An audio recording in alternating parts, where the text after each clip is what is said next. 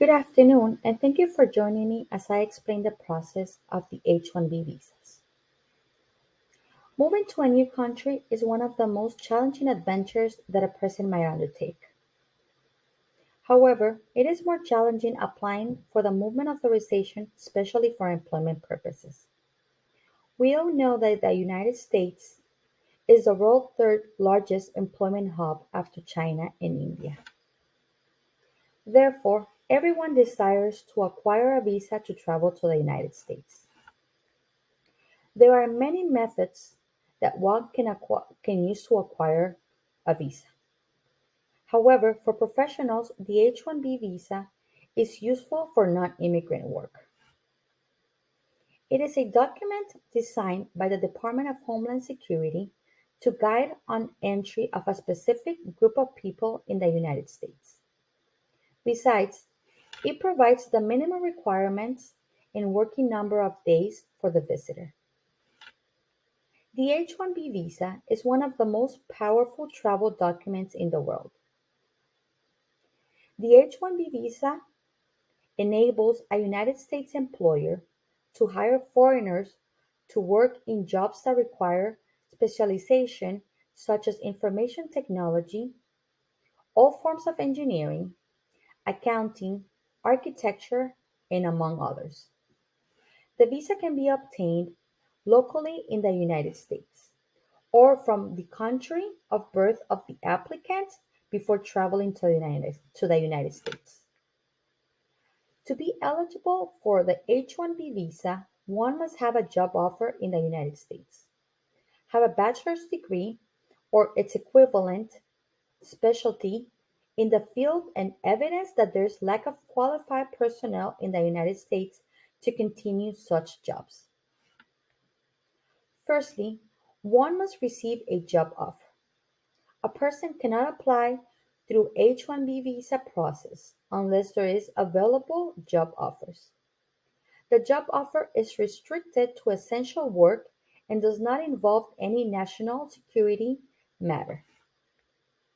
Besides, the person must prove they have a place in the United States for residency, so they can list the increase of numbers of homeless people in the United States.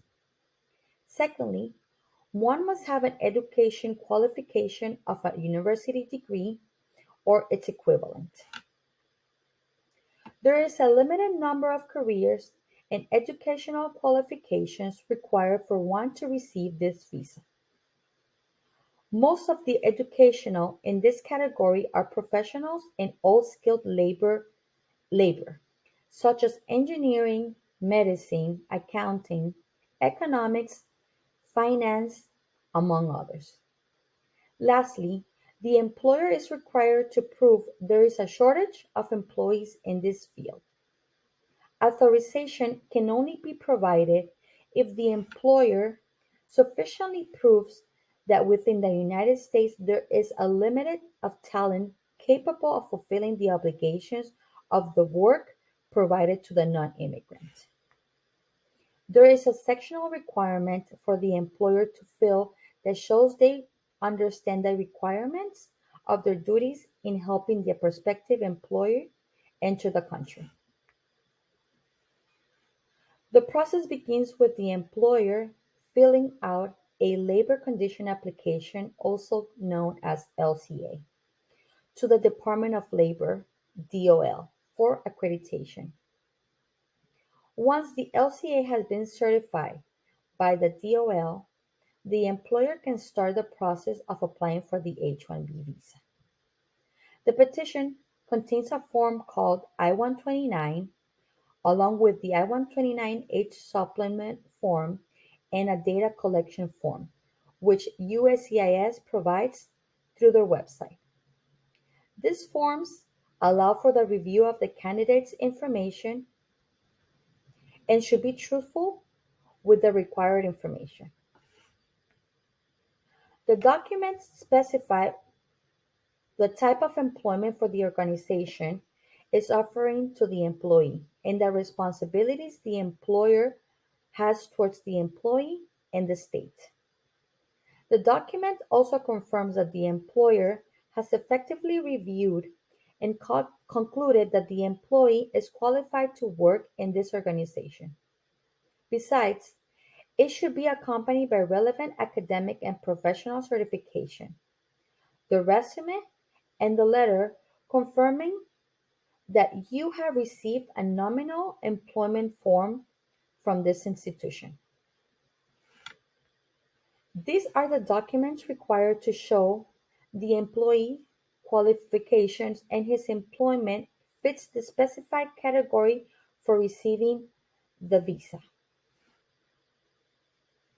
It is crucial to show that you are employed legally and under the rules and regulations of the United States.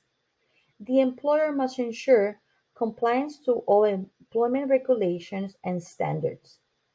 They must provide compliance of fair labor practices and evidence that the employee will have a fair and equal opportunity in their workplace. This process is necessary in providing employment and social warranties to the government over the control and management of the employees.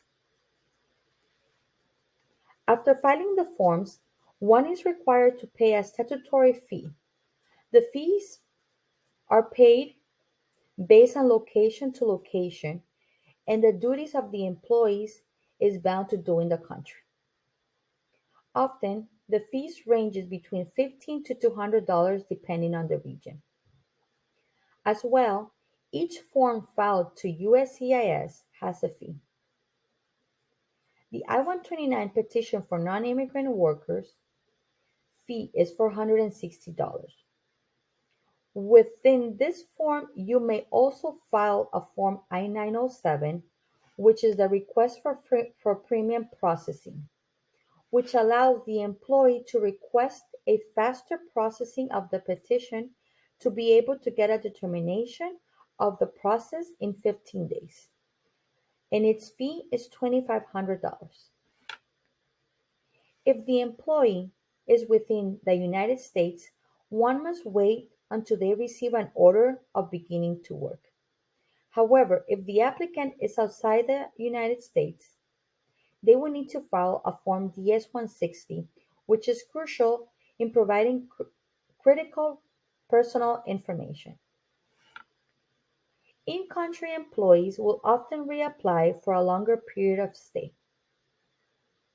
and the government must confirm the compliance of the employee with statutory regulations during the stated period. It is crucial to ensure compliance to all regulations and communal and national safety. Filing this form takes around 90 minutes. A person applying from outside the United States will need to fill out that at the U.S. consulate or U.S. embassy in the country of birth or citizenship, the proof of the approved I-129 form, which is provided by the USCIS through an I-797 form called Notice of Action, which contains USCIS decision of the petition. These forms are available at the USCIS website. The applicant must then pay the required fee, after which they will be invited to attend an interview, in which a consular officer will review the documentation provided, like corporate documents from the company, the employee's education credentials, and its passport. If a person fails the interview, they can reapply to receive the associated benefits again. However, if the one person passes, they receive a visa which authorizes them to work and live in the United States for a period of 3 years, to which the employee, through the employer, can then file an extension of 3 more years. The process of applying to the H-1B visa is simplified to ensure the United States can attract the necessary talents. Firstly, one has to apply to an LCA and have the dealer certify the certification. Then the Form I-129 is filed with the USCIS, which is then reviewed by an officer. One would also attach their documents and the Forms I-129 together with their professional certifications. After filing the visa, one will be required to pay the necessary processing fees, after which the person will undergo an interview. The interview is designed to find whether the applicant qualifies for the H-1B visa to come to the United States.